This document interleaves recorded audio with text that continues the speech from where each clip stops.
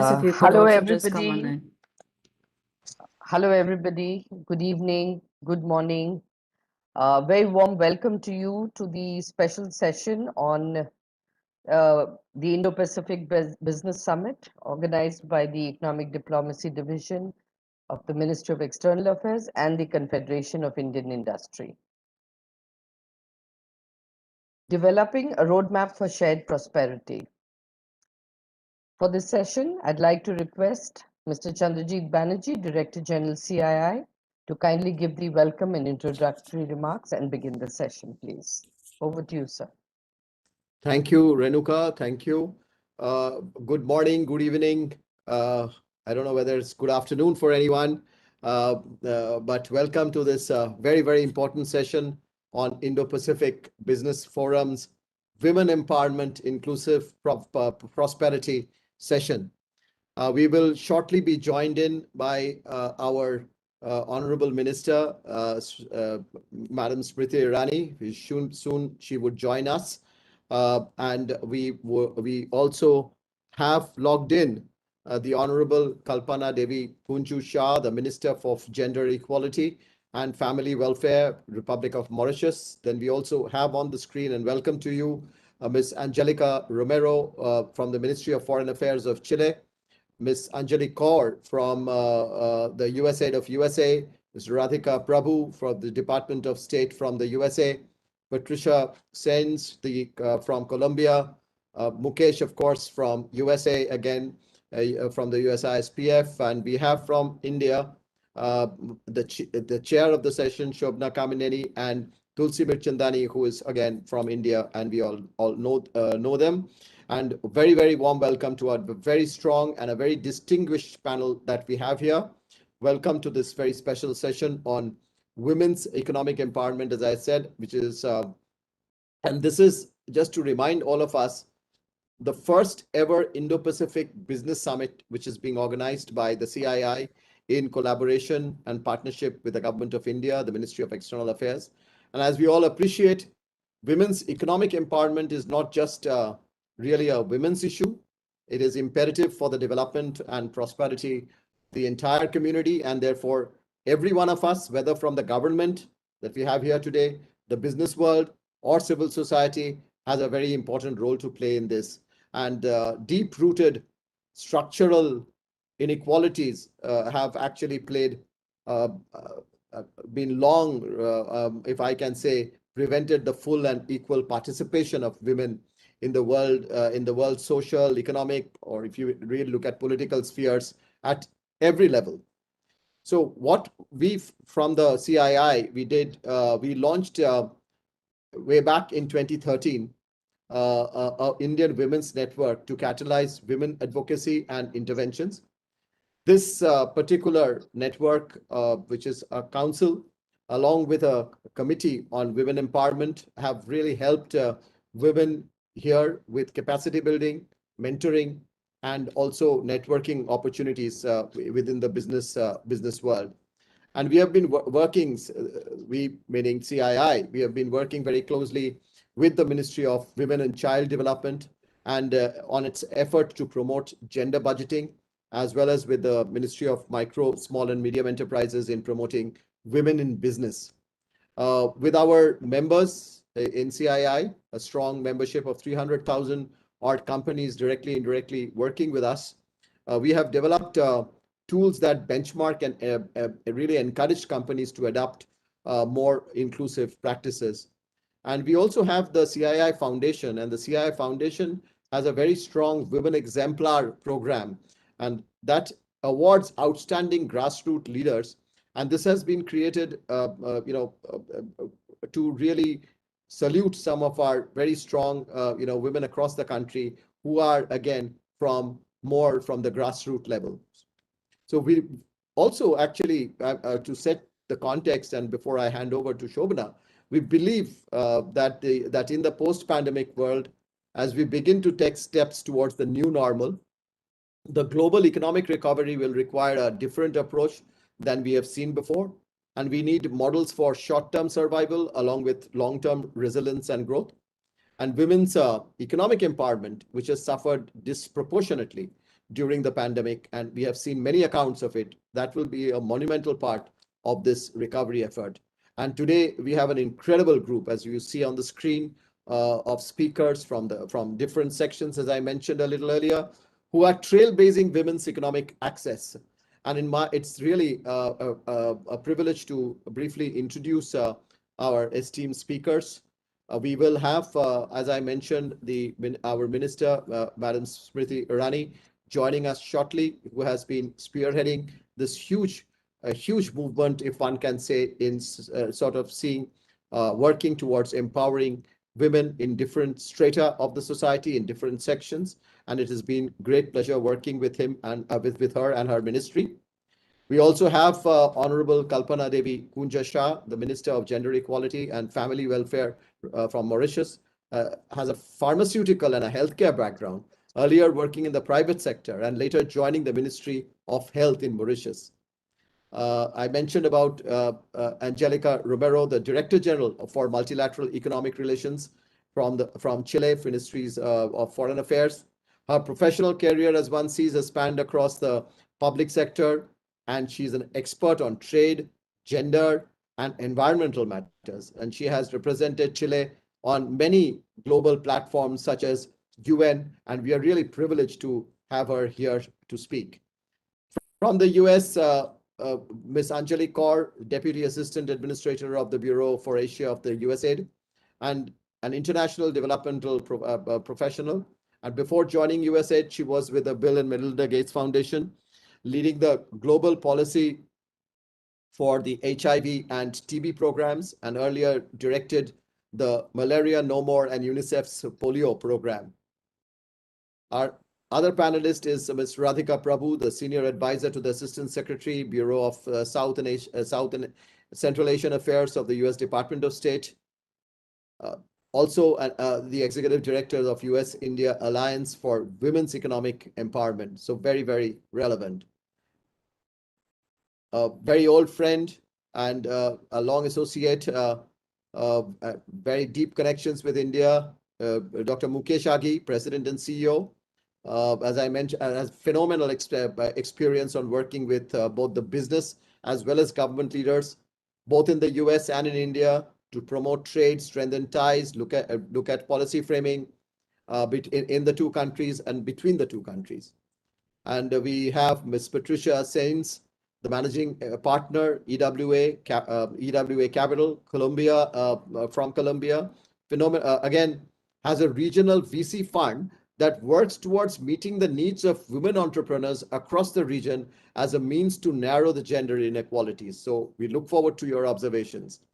Tulsi Mirchandani, Managing Director, Blue Dart Aviation, represents a very successful career in handling global organization as India's first and only scheduled domestic cargo airline. Her responsibility spans the organization's flight as well as ground operations, in-house security, and so on and so forth. So great to have you here, Tulsi.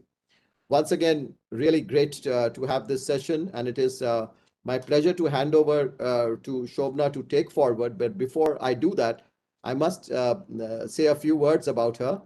Shobna broke the glass ceiling at CII, if I may say so, as she became the first lady president in 2016-17, the first lady president of CII. It was a pleasure working with her at that point in time also. Shobna comes from a healthcare background, representing Apollo Hospitals Group, which is India's first corporate hospital group. It was instituted by her father, a very well-known Dr. Pratap Reddy, and is today very well powered, if I can say, the Apollo Group by women. Shobna and her three sisters leading it so very effectively. A phenomenal example of women achievement in the way the group has risen to be a household name in the country.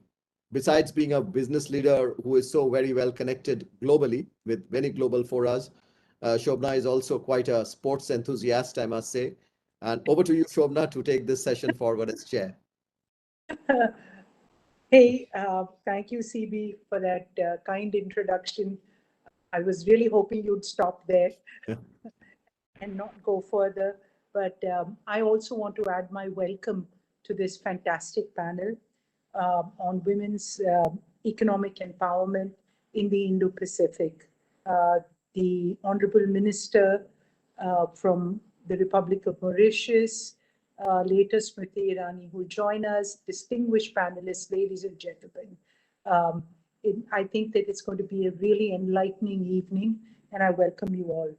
So today's discussion is both timely and critical, as women's livelihoods are being lost across the world because of this COVID-19 pandemic.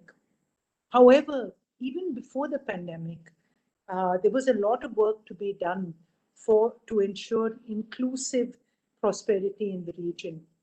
I remember, the McKinsey report that was written in 2018 actually showed that the participation of women in the workforce was falling. It had fallen, from 42.7 in the early 2000s to 23.3, and these were bad signals. CII worked with McKinsey on this, and despite record-setting GDP, when we don't have the right gender equality, some things will never go right. And we thought when the pandemic came and suddenly everything is shut for men and women working from home would actually create more opportunities for women. Unfortunately, this was not the case. It was at this point we realized that even more so, that women were the most vulnerable. They in most of the sectors, and you will be hearing, from these distinguished panelists, sometimes they will touch upon the devastating effects of the coronavirus, not just on the economy, but how women's women's participation in the workforce was affected. And I think they say that the figures are almost that women are twice as vulnerable. And we've seen a universal step backward in women's rights and access. And I think that it's set us back by at least 10 years. And this is something that we all have to work globally to be able to correct. Because really the upside of this is that if we, just in the Indo-Pacific region, we could add almost $6.7 billion in GDP. This is India alone and some of the countries in the Indo-Pacific. So this kind of uplift would really create a huge economic change, a social change and an economic change. But the real questions tonight are, and sorry, I'm in India, so tonight, this evening, wherever we are in the world, we should recognize that there's a problem. So how do we move? How do we move the needle? That's the question for the speakers today. What are the barriers holding women back? And how can we promote equity through policy changes and accountability in the private sector? So I would like to hand over to the first speaker and really hear each one's perspective on this subject. First, it's my pleasure to invite Mrs. Tulsi Mirchandani as our representative from the Indian industry. Please do share your remarks on women's economic empowerment from an on-ground perspective as Managing Director of Blue Dart Aviation in the Indo-Pacific. Over to you. Very much, Shobna. You've been an icon for all of us women. And yes, we hope to follow in your footsteps. So honorable ministers, distinguished panelists, ladies and gentlemen, thank you very much, first of all, for having me on this panel to present my views. I think the subject of economic empowerment and financial independence for women is a very vast subject. So I thought I would confine my initial remarks to really just the corporate workplace. So as a company and as a part of the air cargo, which is a part of the aviation segment, I must say that we are perhaps not the finest example of gender diversity.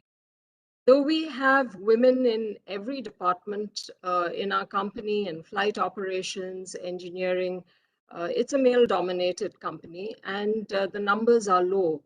So we have less than 2% women in my company. But what is encouraging is that today, 8% of the pilots are women, where a decade ago there was none. Now, the lag behind our male counterparts is not uniform across industry. Some industries have been able to create or to achieve greater gender diversity than others. So in aviation, for instance, air cargo is seen to be less glamorous than the passenger segment. It has less exposure and therefore seen to be less attractive. You also have the night hours, which are not very conducive for many women, and especially for those with young children.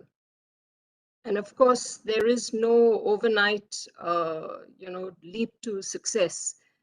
Often it's a lot of hard work, and the greatest reward is possibly, just seeing your aircraft take wing every night.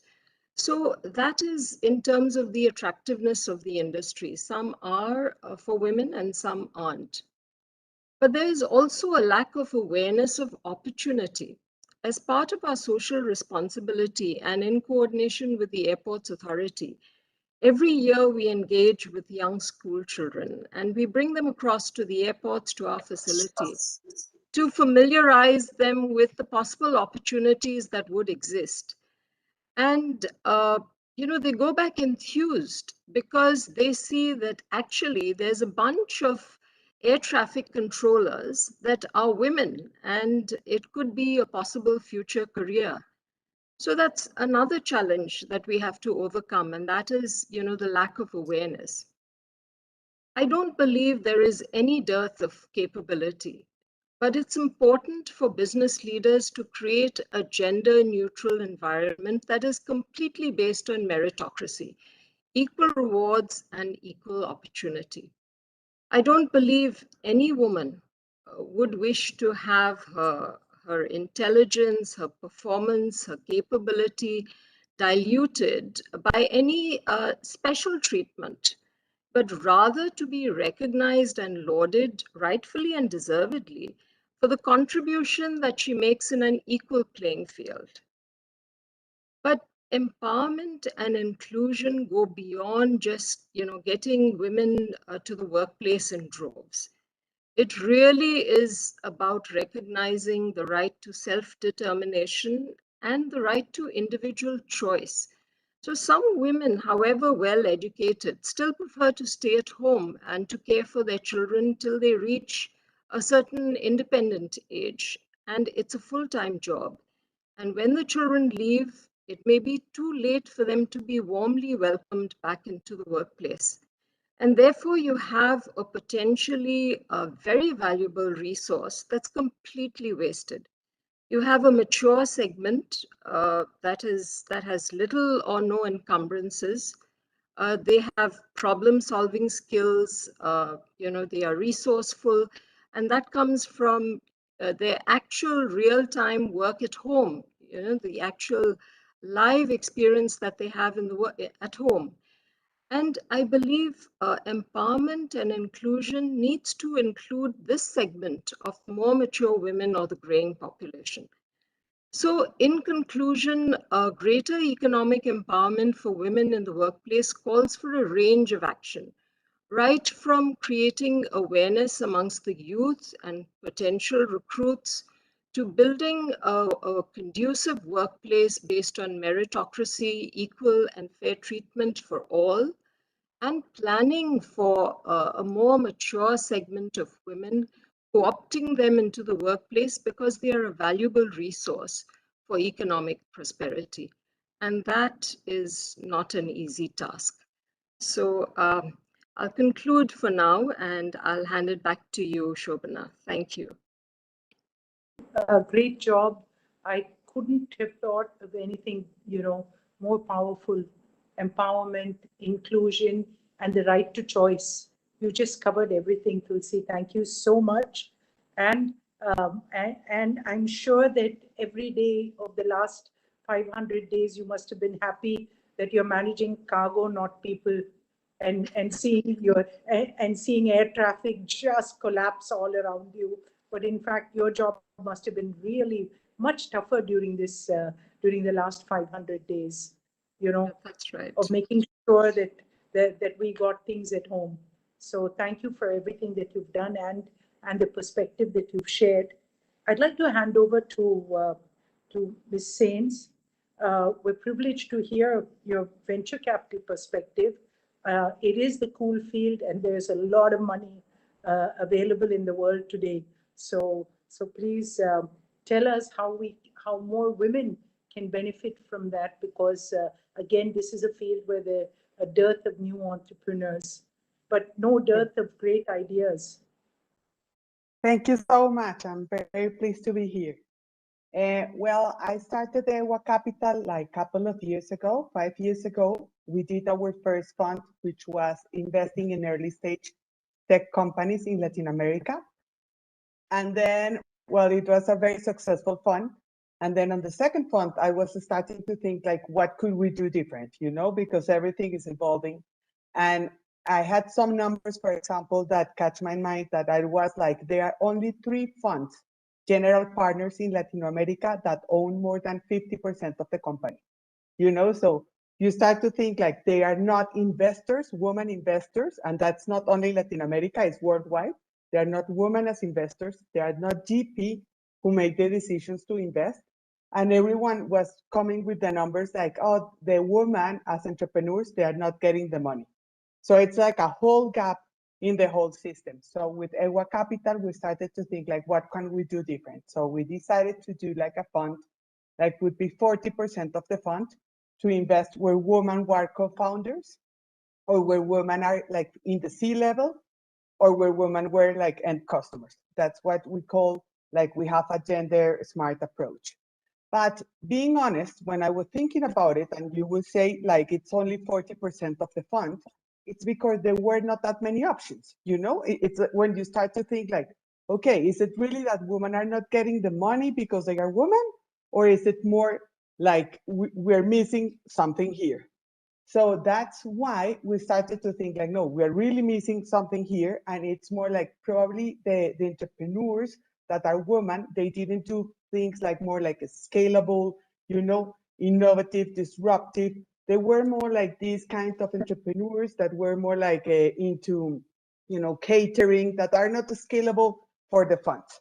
So we decided to do an audit, and it's like 100% of the companies where we invest, they have to carry out our gender smart, our gender audit. And what is that? Probably what Tulsi was saying is exactly what we did. We said like, you know what, we need first of all in every company to have an inclusive work culture.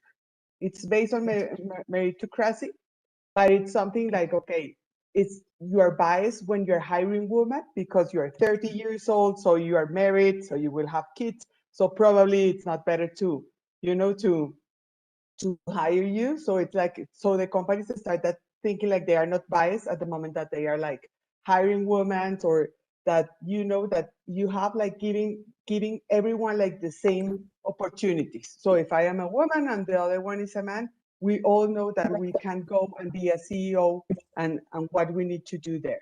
So that's basically what we created, like an inclusive work culture. The other part is like having empowerment, because being honest, yes, it's a macho society, but the other thing is like this crystal ceiling that you always feel guilty because you have to be here with your family. And if you're being successful outside from your family, you're feeling guilty that you're giving up your family. So it's more like, no, it's, let's bring everything together and we can do everything together.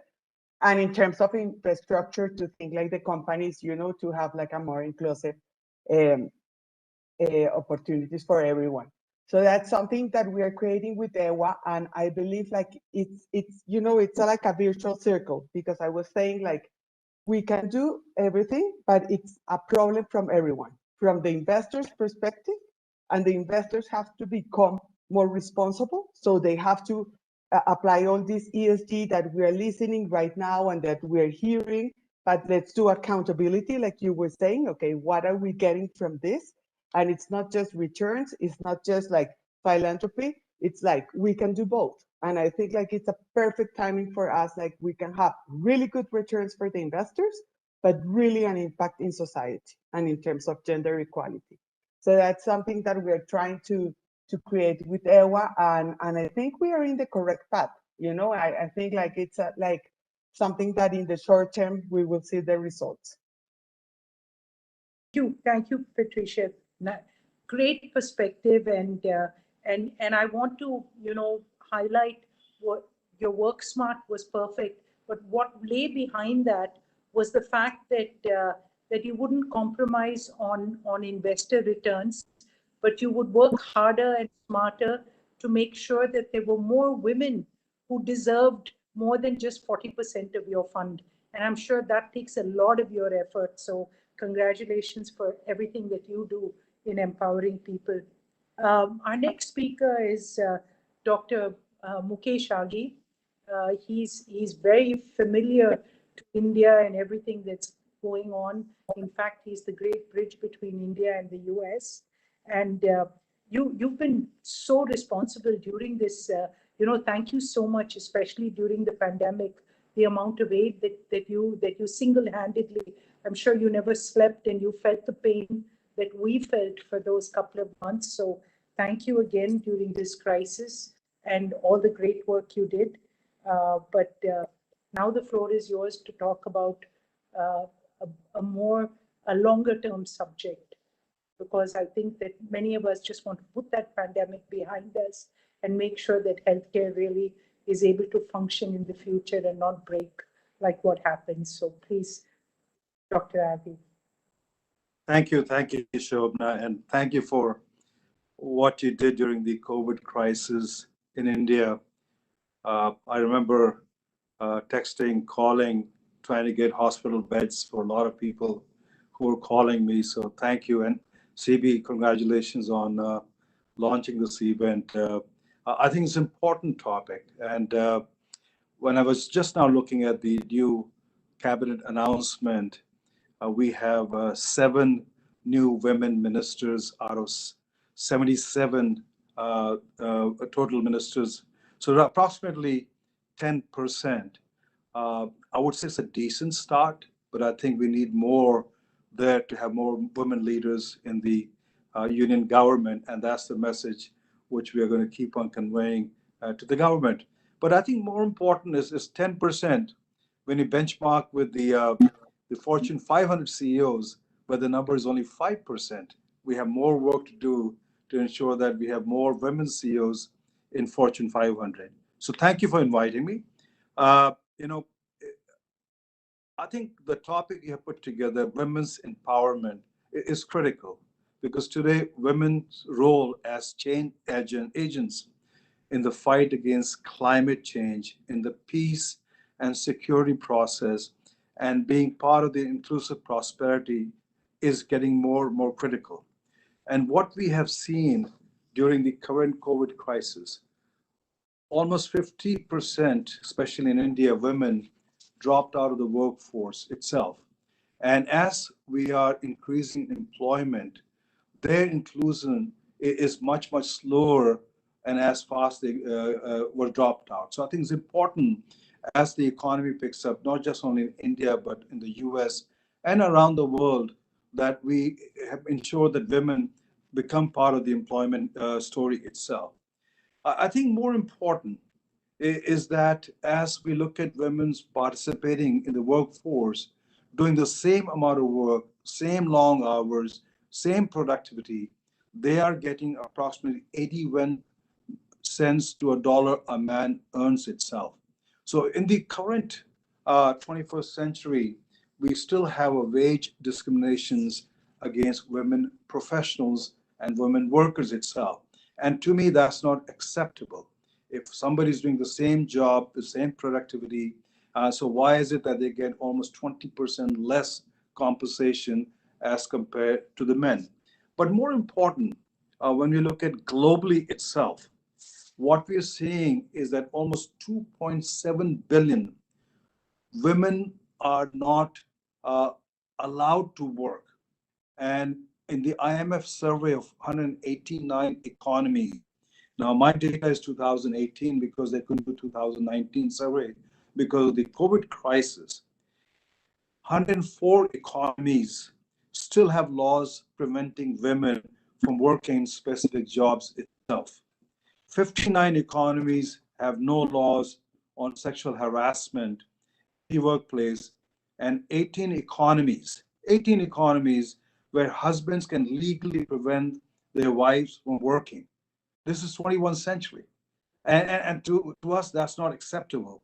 And what we have done, and Anjali's organization, USAID and USISP we embarked on South Asian women in energy, for example, initiative. We're encouraging women to participate in the energy and also in the manufacturing environment. I think it's critical to understand women's economic empowerment is central to realizing women's right and gender equality. When more women work, economies grow. Women's economic empowerment boosts productivity. It increases economic diversification and also income equality. What we have seen, studies have shown that in India, economic impact of gender equality is estimated to be around $700 billion. It will help, that's going to produce to the economy by 2025. And on a global basis, it can increase GDP by 27%. That means an impact of almost $12 trillion on the global economy. So I think inclusion of women and gender equality is so critical on the economic productivity of nations itself. Studies have shown consistently that prioritizing gender diversity has a positive impact, not on just companies' bottom line, but attracting top talent, improve customer orientation. That brings competitive advantage to the companies itself. So I think it's important that we start the process. The question we have to answer is, where do we start? I think it's important to have laws which enforces and gender diversity, equality itself. And I think India did start with that. And I think enforcement still needs to be much more aggressively taken. It's important that we start focusing on vocational and technical training, financial literacy program for women, because as we start driving the entrepreneurship, that's helpful. And then focusing on digital divide. What we are seeing on a global basis, women are deprived on the digital technology as we move forward. So it is important we have special initiative on the ICT training of women. And finally, I would say countries need to start looking at giving tax credit as you add more women workers itself, because that encourages companies to hire more women leaders, more women researchers, and contribute itself. So I think we are starting. We have moved in the right direction, especially in partnership with USAID launching Savi, which we are seeing as a big successful. But we still have a long way to go between, when you look on a global basis, getting women more engaged in the inclusive prosperity. Thank you, Shobna and CB. Thank you, Mukesh, and I really hope that much of what you spoke, that you and USISPF will work with CII to make sure these things come to fruition, because it's a voice that needs to be carried, and it's an effort that needs to be taken forward continuously. It's a tough situation, and I hope that we all recognize it and make sure that it gets really high on the agenda, because you did give some very good points. So we'll be watching, all us women here. I'm going to move on to Senior Advisor Prabhu. You're a critical figure in the US-India bilateral partnership, and we're very excited about this new president, and just the number of advisors, especially seeing the number of Indians, makes us all very hopeful. So and seeing the number of women, I think these are lessons that we can learn. So please share your perspective with us. Well, thank you so much, Shobana, and thanks to all of my fellow panelists and to the Confederation of Indian Industry and Indian Ministry of External Affairs for bringing us together and your commitment to gender equity. The Biden-Harris administration is indeed committed to gender equity and equality in the United States and around the world as both a strategic and human rights imperative. We know also that women's success is critical to any country's ability to grow and thrive. And as a testament to his commitment to women and girls, President Biden signed an executive order in March establishing a new White House Gender Policy Council, which reports directly to the president, representing one of the highest elevations of gender to date in any US administration. This is an extraordinarily challenging time for economies worldwide, as several panelists have alluded to, the Indo-Pacific region included. The COVID-19 pandemic has inundated the world with novel problems and shifting constraints, severely dampening economic development and wreaking havoc on livelihoods and mental health. It's also exacerbated existing challenges, including by derailing advancements in reducing gender inequality that Shobana, Mukesh, and my fellow panelists alluded to a moment ago. Coming together to provide resources to support women entrepreneurs, an undertapped resource for economic growth, is ever more important for the United States. We're actively engaged with working with governments, the private sector, and civil society to bolster women's economic advancement across the Indo-Pacific. For example, through the Women's Empowerment Through Economic Inclusion program, my bureau, the Bureau of South and Central Asian Affairs, is working with Australia and the Indian Ocean Rim Association in cooperation with We Connect International, a private sector-led nonprofit to support women's economic advancement through supplier diversity. And I really want to draw attention to the supplier diversity because it's such an undertapped mechanism to support women's entrepreneurship and the growth of economies. Through this initiative, we will catalyze corporate, civil society, and government engagement across the Indo-Pacific to increase women's access to training, financing, digital technology, and mentorship, and to build a new generation of women entrepreneurs and job creators through connecting women to the financing to start, scale, and sustain their companies, particularly outside of the region's major cities. Across South and East Asia, WeConnect's work addresses a great market failure that a mere 1% of all goods and services procured by major corporations worldwide are purchased from women entrepreneurs. By fostering inclusive supply chains, we can not only address the gap, but contribute to increasing competitiveness that benefits overall economic growth. WeConnect's work represents one of the myriad ways the United States is working with governments through US assistance and public-private partnerships alongside our diplomacy to support women's economic advancement in India and across the region. And I would be happy to discuss any of these efforts in more specificity if of interest. We don't have to look beyond our own backyards to understand the value of why fostering women's economic empowerment is so important.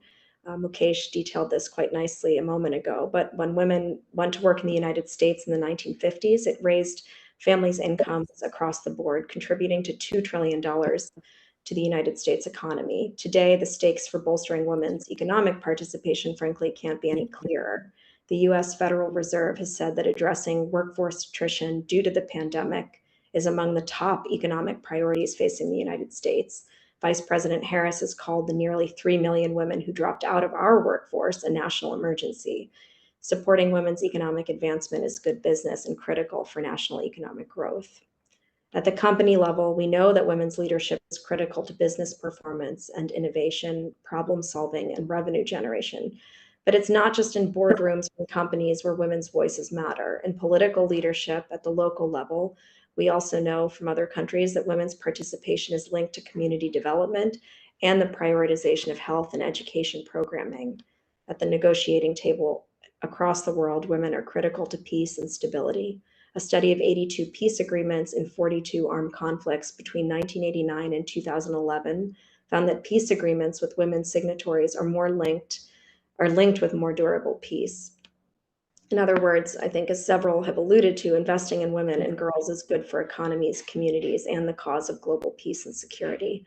It's due to this profound recognition that the Biden-Harris administration is working diligently to elevate gender in our diplomatic engagement across the Indo-Pacific and welcomes cooperation to advance our shared priorities.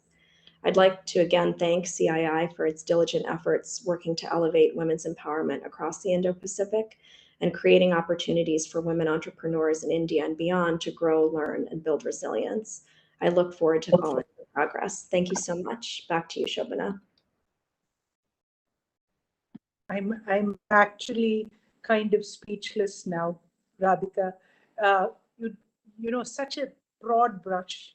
You just took us across so many aspects of gender equality and what needs to be done, what's actually being done from an economic perspective, from a peace perspective. Thank you so much for sharing all this with us. I think that it has lasting relevance, and we look forward in CII and India to work very closely with the US government, because I think that if you've called out a national emergency, we should have been living this national emergency for many years now, as our workforce participation kept declining. So thank you for calling this out. Our next speaker is the Deputy Assistant Administrator Kaur. I'm pleased to invite you to make your opening statement on behalf of USAID. And again, I thank you all also. You've been tireless in your efforts to make sure that that these consignments kept coming into India. We still want the Pfizer vaccine. Thank you so much, Shobana, and good evening and good morning to everyone. I want to say, based on Antosi's remarks, Shobana, that you're not just an icon for women in India, but also outside of India. So the diaspora women have also been paying attention and seeing you as an icon in terms of what can be achieved. So thank you for playing that role continuously. On behalf of USAID, it's really a pleasure for me to participate today and speak on such an important topic. And at USAID, as all of you have pointed out, we truly believe that empowered women and girls are essential to the economic and the social development of families, communities, and countries. When women can realize their full potential in the marketplace, the workplace, and the community, everyone benefits. So according to the 2020 Global Gender Gap Report, if women's economic participation continues to grow at the current rate, it will take 257 years. Yes, 257 years to reach equality between women and men. Yet some of our greatest returns on investment occur when we focus on women's economic empowerment. In Asia and around the world, existing gender inequalities were largely exacerbated, as so many spoke about, through the COVID-19 pandemic. Women are being disproportionately impacted by the pandemic, and this is exposing society's reliance on women, both on the front lines and at home. This has certainly been the case in the Indo-Pacific, where so many frontline workers, mostly women, have directly suffered from COVID-19. Beyond the front lines, women's ability to work, study, and lead is under threat due to the severe shock to resources in the societies as well as the economies of the region. The COVID pandemic globally has also increased rates of gender-based violence, put girls at risk of exploitation and human trafficking as well. For example, in India, it's estimated by the Right to Education Forum that 10 million girls in India are at risk of dropping out of school and face the increased danger of being forced to marry or even be trafficked for economic purposes just because of this pandemic. The advancements of gender equality and women's economic empowerment is a critical foreign policy priority for the United States across Asia and the Indo-Pacific, as well as around the world. At USAID, our Women's Economic Empowerment Fund projects in more than 60 countries, partnering with the private sector, non-governmental and local organizations, as well as host country governments. USAID works to break down barriers that impede gender equality by addressing women's economic empowerment across sectors such as finance, healthcare, including sexual and reproductive health and rights, gender-based violence, also including sexual harassment, access to education, lack of childcare, and other critical areas integral to promoting gender equality and women's empowerment. India, for example, is the world's largest democracy, the second most populous country, and the seventh largest economy. Yet, women's labor force participation is declining each year as they are significantly less literate, paid lower wages, and have less access to basic services and resources than men. We know that 93% of women in India are in informal or unpaid work, as so many of the other speakers had spoken about, and often have to shoulder the burden of unpaid care and household duties, limiting their ability to work outside the home. these women are also more vulnerable to economic shocks. In India and across the Indo-Pacific, USAID, in partnership with the government and with partners like USISPF, works to increase women's participation and leadership in sectors like clean energy, water and sanitation, health, and agroforestry. Because we know that promoting gender equality and advancing the status of women in the workforce is vital to achieving our shared development objectives. USAID activities provide women with the proper skills and tools that offer them a real opportunity to transition from the informal to the formal workforce and succeed as entrepreneurs. I look forward to discussing some of the examples of our work later on in this discussion. It's been proven that when women are engaged and involved, they prosper and countries as a whole thrive. We look forward to continuing our work with our partners in government, other donors, and the private sector to explore avenues for women to play a leading role in each of the country's future and growth. The stakes are too high for us not to get this right. Thank you again for inviting me here today, and I look forward to this conversation. Thank you, Anjali, and for all that you do in USAID. And I hope that, some of the things that you alluded to about the girl child that missed out on education, it's also that when they couldn't get to the schools, they missed out on that one meal that they would get. So I think that the crisis is the crisis has hit the gender inequality even more. And I invite USAID, continue your dialogues, continue your efforts, and we will make sure that, I think that one thing that India is very hopeful. We deliver, I think that we deliver so much more with so much less. And I think that that's something that around the world that men or women, we should be proud of that. So thank you all for the remarks that you made. Our next speaker will move to South America. Angelica Romero is the Director General for Economic Multilateral Affairs of the Government of Chile. Director General, may we please hear your remarks? Thank you. Thank you very much, Madam Chair. Good evening in India and good morning to those that are in this side of the world. I am really honored by the invitation to participate in this Indo-Pacific Business Summit. Madam Chair, I would like to greet the honorable ministers and also the distinguished panelists. It's an honor to be sharing with them this session.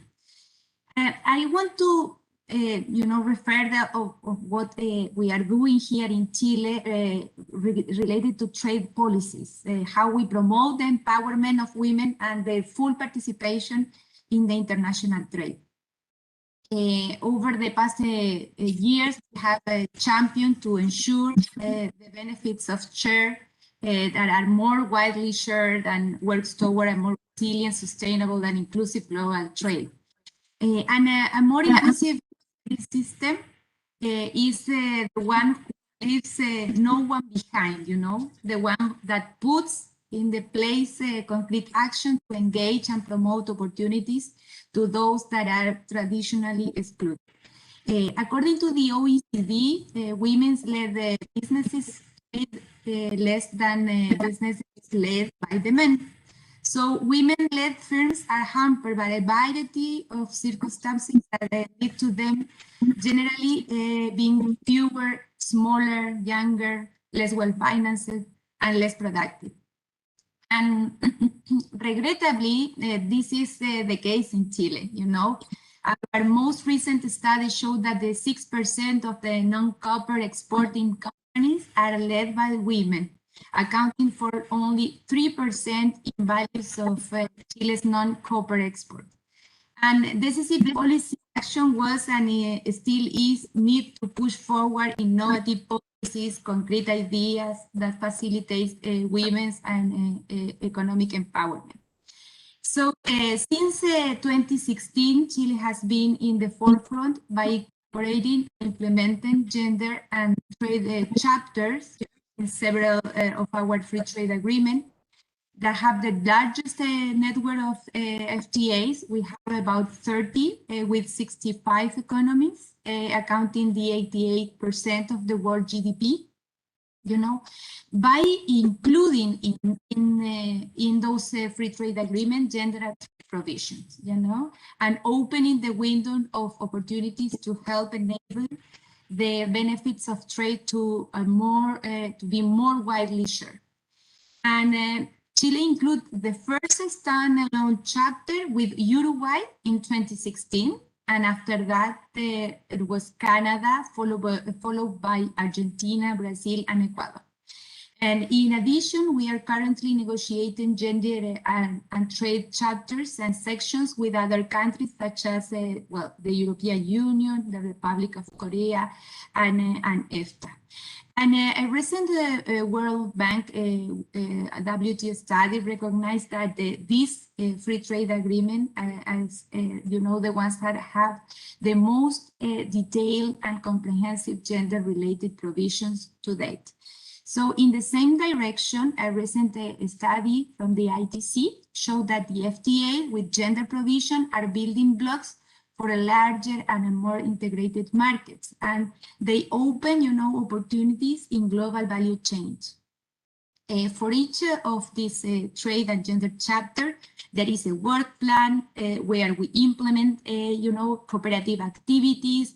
These work programs provide opportunities to undertake bilateral effort to improve condition of women and their participation in national and international markets. We support them in the development, you know, capacity building, skills effort, financial inclusion, etc.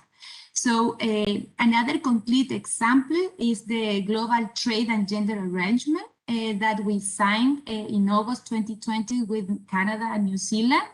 And this agreement promotes mutually supportive trade and gender policies and represents a commitment to unlock new opportunities to increase women's participation in trade. And it's important to mention that this is an arrangement that is open, you know, for new members to join, and we will be actively looking for a broader adherence. In 2019, we were hosting APEC, and there we endorsed, you know, La Serena roadmap for women's and inclusive growth. This document is looking for a greater integration and empowerment of women in the Asia Pacific, and to narrow existing gaps. It has five key action areas, you know, and proposed targets and in areas such as access to capital, labor force participation, access of women to leadership position, women's education, training and skills development, and access to the world of work. And we also work in this region, you know. In 2020, Chile led the development of a roadmap for the economic empowerment of women in the Pacific Alliance. Of course, there we also identify areas of action in terms of economic empowerment and social development. We are also working in WTO. There is a gender group, you know, a group on gender and trade, and is built in the Buenos Aires Declaration, and of course the OECD. So these are, you know, the actions that we have been promoting and we have been advancing in order to support, you know, women participation in trade. We will continue, you know, working in this path. We know that this is the only way, you know, that we can truly have an inclusive trade and an inclusive prosperity. Thank you, Madam Chair. Thank you so much, Angelica. Your advocacy for gender parity at the world's top multilateral fora really has helped all women, and your voice is critical. We appreciate you sharing it with us here. I'm moving on to our next speaker. Bhavna, just to interrupt, I just wanted to welcome Honorable Minister, Madam Smriti Irani. Thank you for joining in. We know it's your very, very busy schedule today, but in spite of that, you have been able to join is indeed a great privilege and honor. Thank you very much for joining us. Welcome to you, ma'am. Namaste, Smriti ji, and welcome. So it's my pleasure now to invite the Honorable Kalpana Devi Kunju Shah, the Minister of Gender Equality and Family Welfare of the Government of Mauritius, to make her address. You really were so envious that you're in that paradise there, and but we're looking forward to your address. Thank you very much to the chair of the session, to Honorable Smriti Irani, the Minister of Women and Child Development and Textiles of the Government of India. Ladies and gentlemen, it is indeed a tremendous honor for me to be associated with the first Indo-Pacific Business Summit, which is obviously aligned to the vision of Honorable Prime Minister of the Republic of India, Shri Narendra Modi ji, for enhancing economic partnerships and collaboration in the Indo-Pacific region for sustainable development. First of all, I wish to convey my heartfelt congratulations to the host and the organizers of this summit, which we must admit is taking place amidst times of global crisis, and both from a sanitary and an economic perspective. I must say that the presence of ministers, ambassadors, guest speakers, and other high-profile personalities at this groundbreaking summit represents a truly impressive and meaningful advocacy of gender equality and women's empowerment.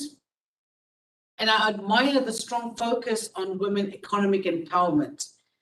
In fact, we need gender advocates and champions like yourselves to be able to scale up, to accelerate the work in which the international community has engaged itself. Today's agenda is very clear, is clear-cut. Gender equality is a cross-cutting issue, and women's economic empowerment remains a prerequisite for sustainable development. Globally, there has been a growing consensus that women's economic empowerment remains a very strategic pillar in attaining sustainable development in our pursuit for gender equality. We are therefore duty-bound. It's our dharma, it's our duty to implement smart macroeconomic policies whereby women's potential, their skills and talents, they are fully exploited in such a way that they become economic game changers within our respective nations. As the world faces various challenges in the prevailing socio-economic context, especially that is arising because of the COVID-19 pandemic, we do need to brace ourselves to untangle this complex dimension and the various structural barriers that our women are facing in their daily livelihoods. It's clear that, unfortunately, that the post-COVID scenario has impacted disproportionately on women, because women are often engaged in the informal sector. They're equally engaged in the caregiving sector, in precarious part-time jobs and small enterprises. And this has unfortunately resulted in women's income being reduced and sometimes, very sadly, losing their jobs. But therefore, we are faced with a situation where our hard-won gains, I should say, are being threatened and are likely to backpedal if we do not find long-term solutions to overcoming the challenges facing us. Distinguished participants, it is critical for us to maximize on this summit, to gauge the present economic architecture of our regions, our nations, that are going to guide us for the formulation of informed policies for the empowerment of our women, economic empowerment, social empowerment, within this Indo-Pacific region, and why not eventually the entire world. And I do take good note that the summit is also about developing a roadmap for shared prosperity. From my personal perspective, women's economic empowerment encompasses women's economic independence, autonomy, while at the same time addressing the feminization of unemployment, as well as the feminization of poverty, while dealing with job security, social protection. We need to ensure that women's enhanced economic participation is looked at. And let me say it loud on this platform, let us have more women in boardrooms, more women in politics, more women in legislature. We need to be addressing the issue of gender-based violence and the allocation as well as gender-responsive budgets. These are all very critical measures that I am hoping further to the conclusion of this summit will be taken into consideration and bring the results that we all hope for. I'm confident that all the interventions of this summit will enable us to reach a consensus, to agree on a common understanding of inclusive prosperity and its nexus to the gender dimensions of economic empowerment. While on one hand, our countries are facing different challenges, on the other hand, we have, for example, our ocean development policies that offers us huge opportunities to make optimum use of the significant resources, which to a large extent, we must admit, are still unexploited.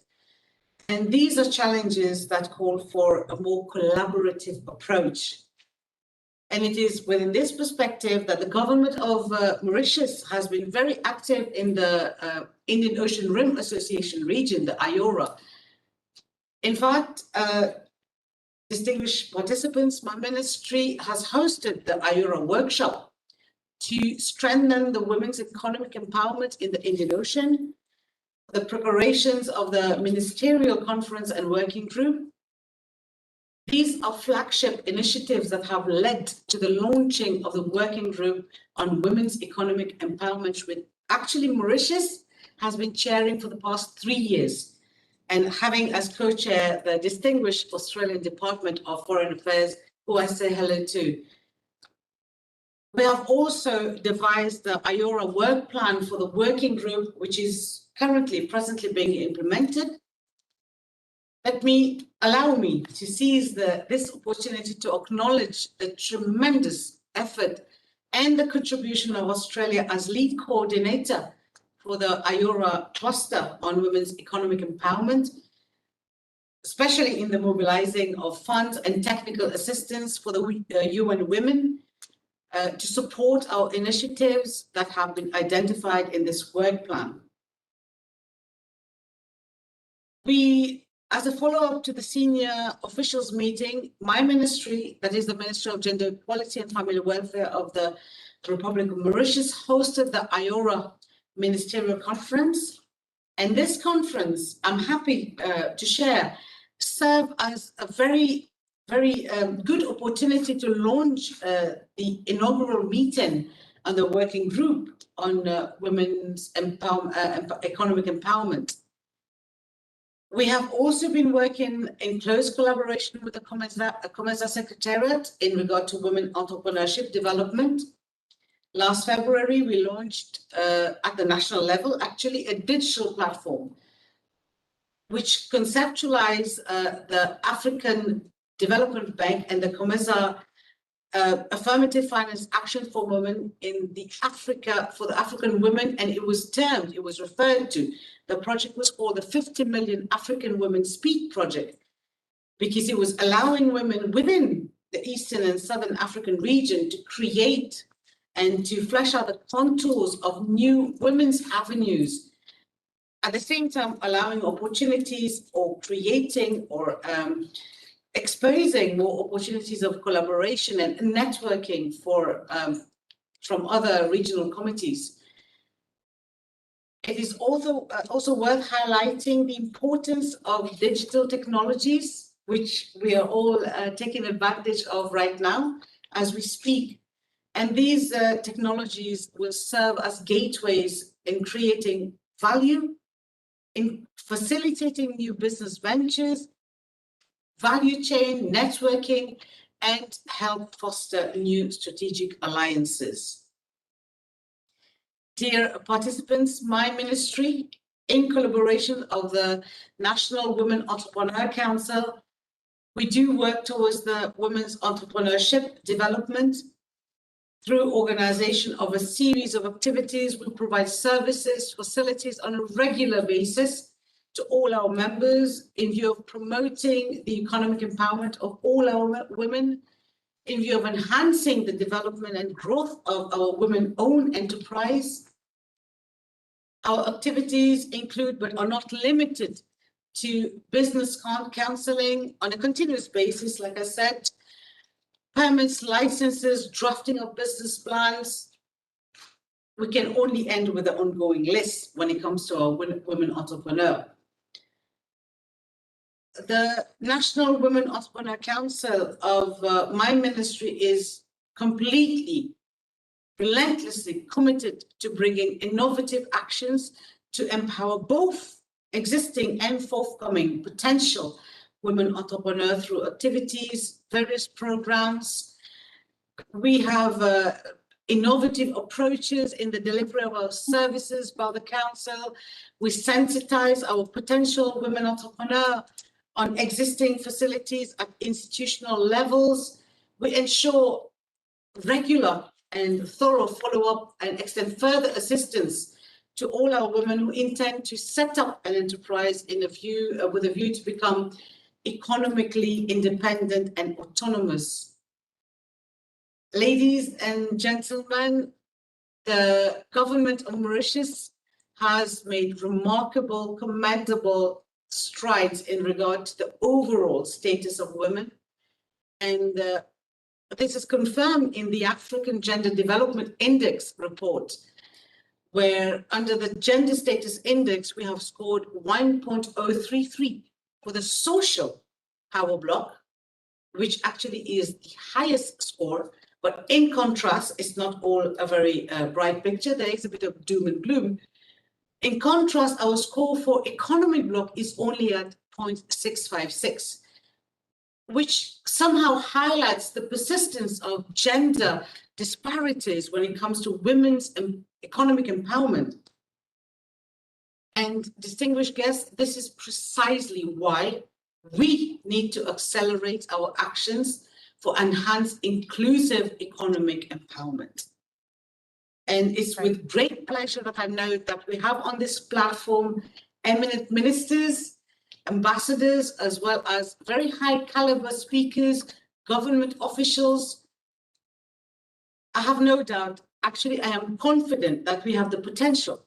We have the expertise. If we don't, we will share the expertise.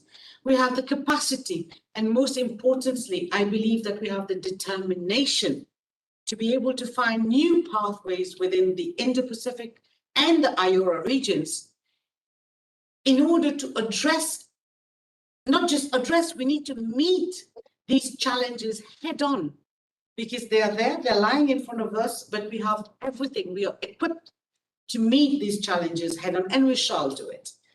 So I wish to take this opportunity to convey my very best wishes to the organizers who in fact have the very challenging task of translating all the recommendations of this summit to translate them into concrete actions.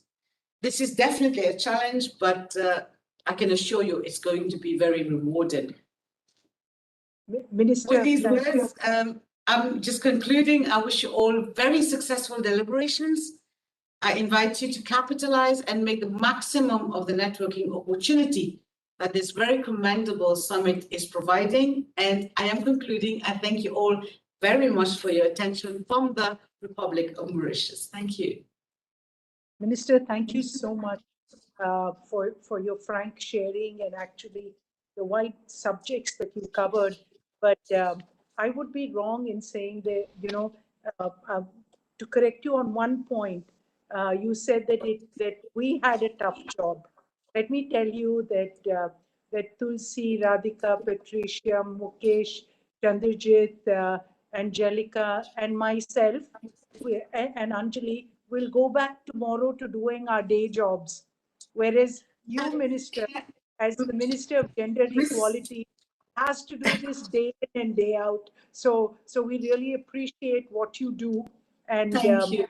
congratulations for all your effort and for being here with us. If I may, Chair, if you allow me for 1 second, I remember it's just coming back to me that Miss Anjali Kaur, who is still here, earlier on said that it will take us, in the current context, it will take us 257 years to overcome this gender disparity. But let me tell the whole platform, let that not be a deterrent to our cause, to our common cause. 257 years will pass, but let that not deter our cause, because Rome, first of all, wasn't built in a day, and secondly, the mightiest of all trees were once a little nut. So let that be a bit of a lesson for us, that 257 years is just a question of time. We start now and we do it well. And on that lovely note, for mentioning that again, I do want to highlight our keynote speaker. For her, she will make 257 years into 257 days if we leave it up to her. Most fiery speaker and advocate of women, a champion really and the ministry she leads has actually done so much deep work for women and children. And I'd like to introduce the Honorable Smriti Irani ji, our Union Minister for Women and Children and Textiles, which is not here, but the great work that you do. We're such admirers. She has a big following in India among all women, and definitely is a role model in the many aspects that she's covered in life, the most varied life. And please share with us your perspective. This is a very important panel. It's one of the first for the Indo-Pacific, and highlighting women's empowerment is so dear to you.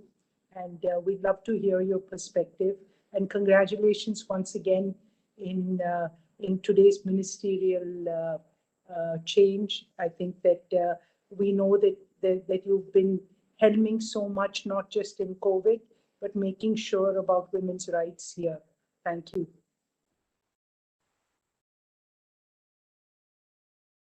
Thank you, Madam Chair, Excellencies, distinguished panelists, ladies and gentlemen. I address you tonight on a momentous occasion where, in the history of our democracy, for the first time, we have the largest contingent of female ministers in the Union Council of Ministers. My congratulations to every Indian who joins me this evening, and to the rest of the world. India now signals that we are moving from women's development to women-led development. Ladies and gentlemen, it is well recognized that women's empowerment and equality is a prerequisite for a balanced, well-rounded growth of any economy. A nation can only be truly great and maximize its potential when women in that country get opportunity to realize their full potential and become economically self-reliant. India, as I said, is rapidly now moving towards women-led development. Women represent almost half the population in our country, having the capacity to drive and strengthen the economy if we, as committed in the Government of India, in participation with society at large, help improve and increase the participation of women in the workforce. I'm happy to share with you, though, that women in workforce participation rate has improved to over 26% in 2018 from a mere 12% in a few decades that we have struggled to bring women to a justifiable opportunity and platform. The Government of India is committed towards creating an inclusive society where women and adolescent girls have equal access to resources, opportunities, enabling them to equally participate in social, economic, and political development of our country. Women's economic empowerment requires bold and sustained action to advance opportunities for women and rights, and to ensure that women not only can participate but be heard substantially. There is ample evidence that education coupled with skills can play an important role to encourage women to contribute substantially to the economic growth of the country. The emergence of women entrepreneurs and their contribution to the national economy is quite visible, not only in India, but also the distinguished female panelists who joined me from my country this evening. Some indicative trends reveal concentration of women on enterprises in the areas of traditional choices, such as textiles and garment sector, followed by services and trading and food products. However, large number of women have now started to enhance their participation in non-traditional sectors such as innovation and high technology areas like software, chemicals, plastics, mechanical and metalware, wood products, etc. With the goal of promoting women in leadership roles, Government of India is providing support to female entrepreneurs through its various schemes and programs. There are several ministries and departments committed specially to enhance skill of women in our country. Programs implemented span across different areas of operations of enterprises, covering credit, market, technology, skill development, as I've said earlier, infrastructure development, fiscal matters, legal regulatory framework. The programs are implemented through various organizations under ministries, commercial banks, SIDBI, state and union government. To bridge existing gaps, the Government of India in the year 2014, when Prime Minister Modi first took office, has created a dedicated Ministry for Skill Development and Enterprise, and a new national policy on skill development and entrepreneurship was established in the year 2015 to create and promote an ecosystem for entrepreneurship. The policy framework outlined 11 major paradigms and enable us to achieve objectives of skilling and promotion of skilling, especially amongst women, being one of them. The ministry has training institutes to support this endeavor, and recognizing that skill development is the key to raising the potential of our workforce, the government has launched the Deen Dayal Antyodaya Yojana and the National Rural Livelihood Mission, wherein women are provided collateral-free loans, especially self-help groups, which we are happy to state there are 6.6 million of them, covering over 71 million women in my country. State-of-the-art Pradhan Mantri Kaushal Kendra, which is the front office of our skilling initiative, is now established in all districts across the country, wherein the government ensures that there is societal encouragement to enhance participation of women in these skill programs. The government has also launched the Deen Dayal Upadhyay Gramin Kaushalya Yojana, wherein placement-linked skill development schemes, primarily targeting skilling of unemployed in the rural area, particularly focuses on women. Many who have joined me this evening from my country know that a mission for integrated development of horticulture, in fact, imparts training and skilling for women, particularly in a sector where they are challenged with subsidy and credit access. And hence, this program particularly provides assistance to female farmers as compared to the general category farmers. Ladies and gentlemen, the Government of India is committed to ensuring financial inclusion of women by enabling banking services reached those women who till 2014 were unbanked. Recognizing this challenge, the government launched the largest financial inclusion program in the world, namely the Pradhan Mantri Jan Dhan Yojana, under which 412 million new accounts were opened in the last 5 years. And I'm particularly proud to report to the August gathering this evening that of all the bank accounts opened, for the first time in our country, 220 million Indian women had access to a bank account. Many of us who have seen the challenges that women have had to face during the pandemic, especially challenges with regards to economic opportunities and purchasing power of women, today recognize that because of this banking facility made available to 220 million women in my country during the pandemic and lockdown, the Government of India transferred over 31,000 crore rupees into the bank accounts of these female beneficiaries. Recognizing further that availability of credit plays an important role in promoting entrepreneurship, the Prime Minister launched the Mudra Yojana, which was aimed at providing credit to micro enterprises, small enterprises, without the need for collateral or a guarantor. And again, ladies and gentlemen, I'm happy to tell you that out of this 260 million loans sanctioned under this program of the Honorable Prime Minister, over 68% of the loans were given to women-owned and operated enterprise, which is approximately 170 million loans sanctioned to women across my country. Under the agricultural marketing infrastructure component, the government of India has ensured that women become eligible for subsidy to procure agricultural machinery, implements, and equipment under a submission on agricultural mechanization. Manrega is often spoken about in my country. However, the Prime Minister insisted that out of the ensured employment in rural households, we need to mandate that at least 1/3 of the jobs generated should be given to women. And ladies and gentlemen, during the year 2019-20, out of the 1,870 million man days of work generated, 55% beneficiaries was the female workforce in rural India. Recognizing that women also need a little bit of hand-holding to promote entrepreneurship, especially amongst the new generation, the Prime Minister launched the Stand Up India scheme, which mandates that every government bank provide at least one loan to a female entrepreneur. I'm happy to share this evening that out of the 97,000 loans sanctioned under this scheme, over 81% of the loans were sanctioned to only female beneficiaries. Excellencies, ladies and gentlemen, many amongst you have voiced concerns on this platform and as social leaders that women need a secure environment in their workplace, women need equal and substantial opportunities, and women also need enhanced support, especially when they bring a new life into the world.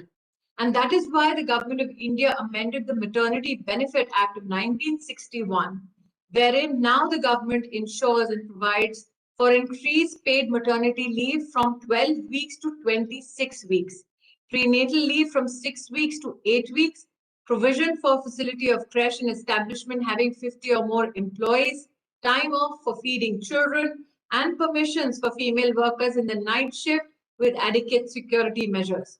The Act also provides for the facility of work from home for women under certain conditions and for grant of leave for medical termination of pregnancy and pregnancy-related complications. Full pay and entitlements for the mother are given with an additional medical bonus. For the first time, maternity benefits were made available even to adoptive mothers and mothers who are surrogate mothers. It also provides that, like I said, every establishment that has more than 50 employees needs to, by law, mandated, have a creche facility. Recently, our country witnessed a major reform in labor laws, probably the first ever comprehensive labor reform after independence in my country. The government has tried to provide a legislative framework to ensure equal remuneration to women and men, including transgenders, for equal work of similar nature without any discrimination.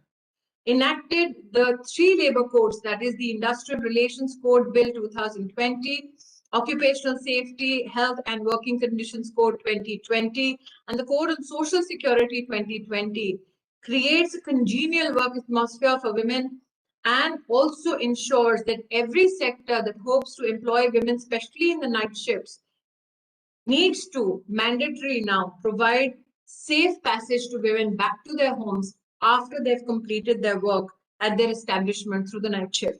The government has also given an age relaxation to up to 35 years for women who are widowed, so that they divorced, or women who are judicially separated from their husbands, for public employment for posts of Group C field through the SSC and employment exchanges in our country.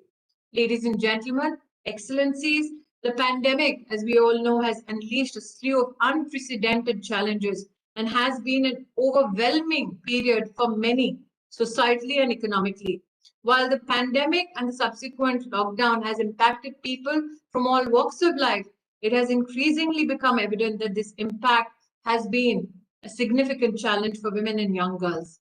Policymakers, civil society organizations, economists, donors in the social sector, grassroots leaders are all trying to gauge the extent to which the pandemic has impacted women in a bid to chart out gender-responsive recovery plan.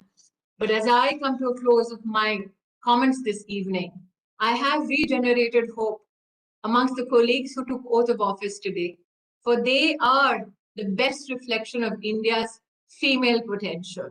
With a government which has ensured that for 15 months, 800 million Indians receive free ration, with a government which ensures doorstep delivery of supplementary nutrition to over 90 million women and children below the age of 6. This is a government that says we are building back better, we are building back equally, we are building back with the help of women in our country. Thank you so much. You're always so eloquent, and I think that passionate, the way that you speak for the country and as a champion of what you believe in, and women's empowerment is something you truly believe in, as does the Minister from Mauritius. But I want to thank also the other panelists, Tulsi, Angelica, Patricia, Radhika, Anjali, Mukesh, and Chandra. Our efforts might be small. We don't work on as big a canvas as the ministers do and feel the influence. But everything that we take to our workplace in our sphere of influence is making that difference. And I think that every one of those years that we can shorten, Anjali, is testimony to the fact that we're doing our job right. And CII really has its heart in it, even though, Chandrajit, you've just had one woman president. I hope you'll have more. But CII believes that the prosperous Indo-Pacific can only be free and open when women's rights and gender equality are realized through inclusive economic empowerment. As we've heard, the pandemic has increased the regression in gender parity in employment, even as growing awareness and support for gender equality has increased. We are open, CII is open, India is open, just as you all have been so generous in sharing your time and your ideas. I think we'll continue to work together. Thank you for being with us for this super important session. I think that we've learned a lot, and probably the world would have gained something from this. Thank you. Thank you. Thank you very much. Namaskar. Thanks very much. Thank you, ma'am. Thank you.